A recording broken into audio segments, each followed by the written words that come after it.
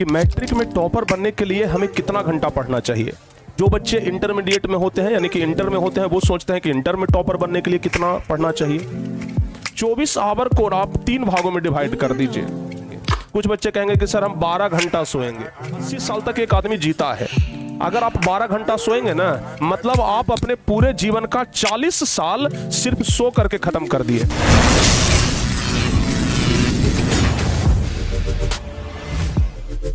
हाँ तो प्यारे बच्चों नमस्कार। अगर आप मैट्रिक में हैं तो आपके मन में ये ख्याल जरूर कभी ना कभी आया होगा कि मैट्रिक में टॉपर बनने के लिए हमें कितना घंटा पढ़ना चाहिए। जो बच्चे इंटरमीडिएट में होते हैं यानी कि इंटर में होते हैं वो सोचते हैं कि इंटर में टॉपर बनने के लिए कितना पढ़ना चाहिए। जो बच्चे कंपटीशन का तैयारी करते हैं उनका पढ़ने का रूटीन, पढ़ने का टाइम टेबल, पढ़ने का घंटा अलग होता है।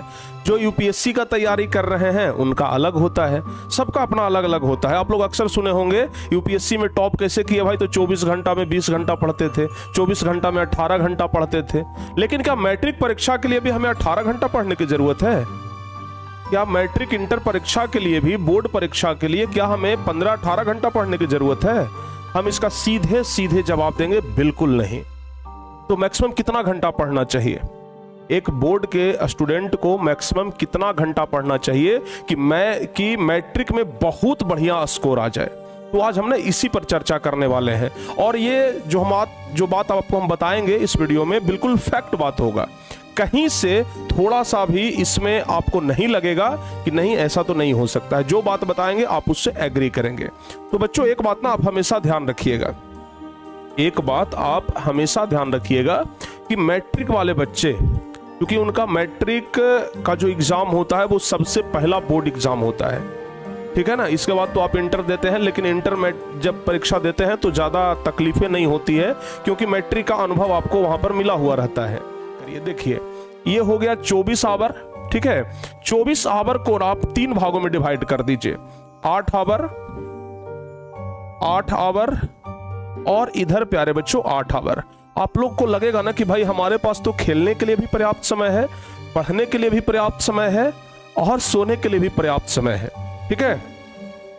हम आपको कहते हैं कि आप मैक्सिमम कितना देर सो सकते हैं। पहले हम सोने की बात करते हैं, पहले हम पढ़ने की बात नहीं करते हैं, ठीक है ना, क्योंकि नींद सबका प्यारा होता है। तो भाई हम सबसे पहले सोने की बात कर लेते हैं। आप कितना देर तक मैक्सिमम सोएंगे? 8 घंटा। इससे अगर ज्यादा सो रहे हैं तो आप राक्षस हैं, समझ गए ना। इससे आप अगर ज्यादा सो रहे हैं तो आप राक्षस हैं, फिर तो कुंभकर्ण के भाई में दर्जा आपका हो जाएगा, समझ गए। तो बाबू सबसे पहली चीज तो यह है कि आप 8 घंटा से ज्यादा नहीं सोएंगे। कुछ बच्चे कहेंगे कि सर हम 12 घंटा सोएंगे। चलो आपको एक कैलकुलेशन बताते हैं। आप 12 घंटा सोएंगे ना, एक व्यक्ति का औसत उम्र जो होता है वो 60 साल होता है। 60 साल हम मान के चलते हैं, चलो 80 मान लेते हैं। 80 साल तक एक आदमी जीता है। अगर आप 12 घंटा सोएंगे ना मतलब आप अपने पूरे जीवन का 40 साल सिर्फ सो करके खत्म कर दिए। जो काम करना है, जो डेवलप करना है वो 40 साल में ही करिए। उस 40 साल में भी शुरुआत का 5 साल आप बहुत बच्चे थे तो वो बर्बाद हो गया। अंतिम का 5 साल आप बहुत ज्यादा बूढ़े होंगे तो वो बर्बाद हो जाएगा, यानी कि 10 साल खत्म हो गया। आपके पास बचा कितना? 30। तो 30 साल में आप क्या कर लेंगे भाई? 30 साल का समय बचा है, मतलब एक व्यक्ति अपने पूरे जीवन में सिर्फ 30 साल काम करके कितना कुछ कर लेगा।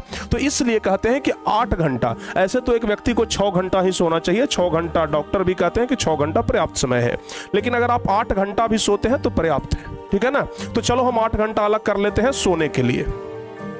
8 घंटा हो गया सोने के लिए, ठीक है।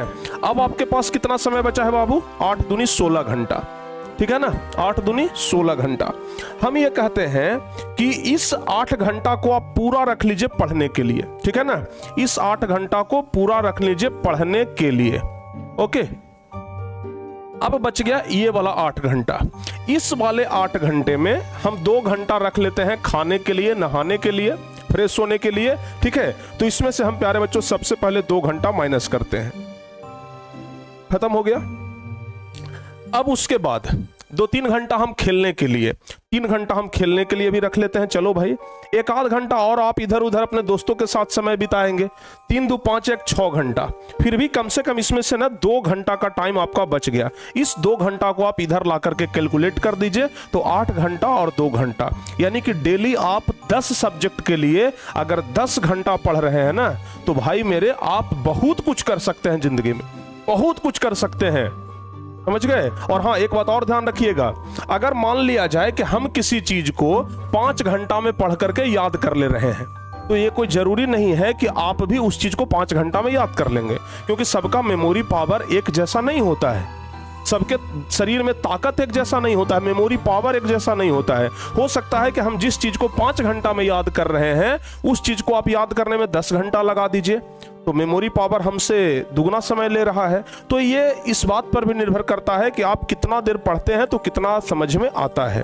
तो आप पढ़ाई का घंटा खुद सिलेक्ट कर सकते हैं, लेकिन एक एवरेज की अगर बात किया जाए तो टोटली जो क्लास चलता है उसको साथ लेकर के कम से कम 10-12 घंटे तो पढ़ने ही चाहिए, कम से कम 10 घंटा, जिसमें 4 घंटा 5 घंटा आपका क्लास चलता है, 4-5 घंटा घर पर सेल्फ स्टडी कर लीजिए, जिसमें 2-2.5 घंटा सुबह पढ़ लीजिए, 2-2.5 घंटा शाम में पढ़ लीजिए। उतना में ही आपका काम हो जाएगा, उतना में आप टॉपर तक पहुंच जाएंगे। आपको कहीं इधर उधर जाने की जरूरत नहीं है, कहीं इधर उधर आपको ज्यादा हाथ पांव चलाने की जरूरत नहीं है, इतना में आराम से हो जाएगा।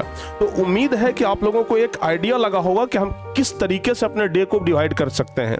भाई 24 घंटा का दिन टॉपर के लिए भी होता है, 24 घंटा का दिन रात सब लोगों के लिए होता है, हमारे लिए भी 24, आपके लिए भी 24, और उसी 24 में सबको प्यारे बच्चों डेवलप करना होता है, और उसी 24 में सब लोग आगे बढ़ते हैं। तो 24 घंटा का समय पर्याप्त है, समझ गए ना। तो एक बात हमेशा ध्यान रखिएगा कि इस 24 घंटा का जितना बेहतर उपयोग आप करिएगा, उतना ही आप जिंदगी में आगे बढ़िएगा। तो उम्मीद करते हैं कि एक मैट्रिक के छात्र को लगभग कितना देर पढ़ना चाहिए, आप खुद से अब आइडिया लगा लेंगे कि हमें कितना देर पढ़ना चाहिए। अब हमें बताने की जरूरत नहीं है कितना देर पढ़ना चाहिए, आप खुद आइडिया लगा लेंगे। और आप लोग जाते जाते कमेंट करके जरूर जाइएगा कि आप लोग अभी वर्तमान में कितना देर पढ़ रहे थे। एकदम ईमानदारी से लिखिएगा कि हाँ सर हम 4 घंटा पढ़ रहे थे, 5 घंटा पढ़ रहे थे, कितना देर पढ़ रहे थे। आप लोग एकदम ईमानदारी से जरूर लिखिएगा। चलिए, उम्मीद करते हैं कि आप लोग अच्छे तरीके से समझ गए होंगे। मिलते हैं प्यारे बच्चों किसी और वीडियो में। अगर वीडियो अच्छा लगा हो तो लाइक जरूर करिएगा, और अगर आप 9th से लेकर के 12th तक किसी भी क्लास में है तो आप टारगेट बोर्ड के साथ जुड़ करके पढ़ाई कर सकते हैं। इसी प्रकार के मोटिवेशनल वीडियो के लिए, इसी प्रकार के जनरल वीडियो के लिए आप लोग टारगेट बोर्ड चैनल को जरूर सब्सक्राइब करिएगा। किसी और वीडियो में मिलते हैं, तब तक के लिए जय हिंद, धन्यवाद।